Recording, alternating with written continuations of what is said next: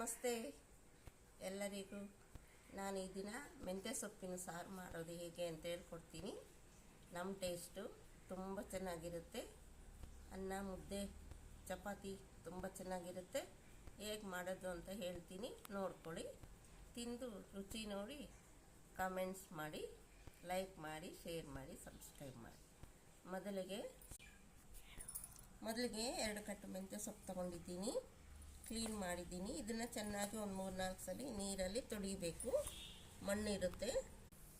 ಆಮೇಲೆ ಇದಕ್ಕೆ ಏನೇನು ಬೇಕು ಅಂತ ಬದನೆಕಾಯಿ ಒಂದು 4 ಹಾಕಿದ್ದೀನಿ, 3 ಟೊಮೆಟೊ, ಹಸಿಮೆಣಸಿನ್ಕಾಯಿ ಒಂದು 10 ಹಾಕಿದ್ದೀವಿ, ನಾವು ಸ್ವಲ್ಪ ಖಾರ ತಿಂತೀವಿ.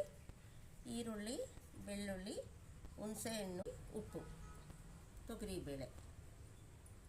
ಚೆನ್ನಾಗಿ ತುಂಬ ಮಳೆ ಬಂದಿರೋದಕ್ಕೆ ತುಂಬ ಮಣ್ಣಿದೆ. 3-4 ಸಲ ಚೆನ್ನಾಗಿ ತೊಳ್ಕೊಬೇಕು. ಬೇಳೆ, ಟೊಮೆಟೊ, ಹಸಿಮೆಣಸಿನ್ಕಾಯಿ, ಬದನೆಕಾಯಿ, ಈರುಳ್ಳಿ, ಬೆಳ್ಳುಳ್ಳಿ, ಸೊಪ್ಪು ಇಟ್ಬಿಟ್ಟು ನೀರು ಹಾಕೋದು. ಸೊಪ್ಪು ಈಗ ಸ್ವಲ್ಪ ಉಪ್ಪು, ಅರಿಶಿನ ಪುಡಿ, ಸ್ವಲ್ಪ ಸಾಂಬಾರು ಪುಡಿ, 3 ವಿಷಲ್ ಬರೋ ತನಕ ಕೂಗಿಸ್ಬೇಕು. ಅಷ್ಟು ಮಾಡಿ ನೀರು ಸಪ್ರೇಟ್ ಮಾಡಿ ಸಾರು ಇದನ್ನು ಉಜ್ಜಬೇಕು. ಉಜ್ಜಿ ಒಗ್ಗರಣೆ ಕೊಡಿ. ಈಗ ಬಗ್ಸಿದ್ದೀವಿ, ರಸ ಬೇರೆ ಸಪ್ರೇಟ್ ಮಾಡಿದ್ದೀನಿ. ಈಗ ಉಜ್ಜಬೇಕು, ಇದನ್ನು ಹಿಂಗೆ ಉಜ್ಜಬೇಕು. ನುಣ್ಣಗಾಗೋವರೆಗೂ ಚೆನ್ನಾಗಿ ಮಸಿಬೇಕು.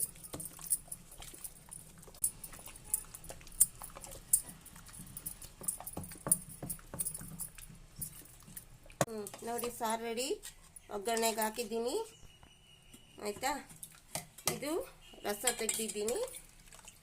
ಇದು ರಸ ಅನ್ನಕ್ಕೆ ತುಂಬ ಚೆನ್ನಾಗಿರುತ್ತೆ, ಸೂಪರಾಗಿರುತ್ತೆ. ಅನ್ನ ಸಾರು ರೆಡಿ, ಅನ್ನ ರೆಡಿ. ತಟ್ಟೆಗೆ ಹಾಕ್ಕೊಂಡಿದ್ದೀನಿ, ಬನ್ನಿ ಊಟ ಮಾಡಿರಿ. ಸೂಪರಾಗಿರುತ್ತೆ.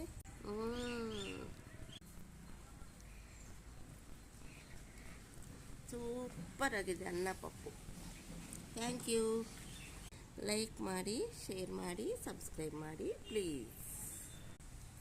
ಲೈಕ್ ಮಾಡಿ, ಸಪೋರ್ಟ್ ಮಾಡಿ.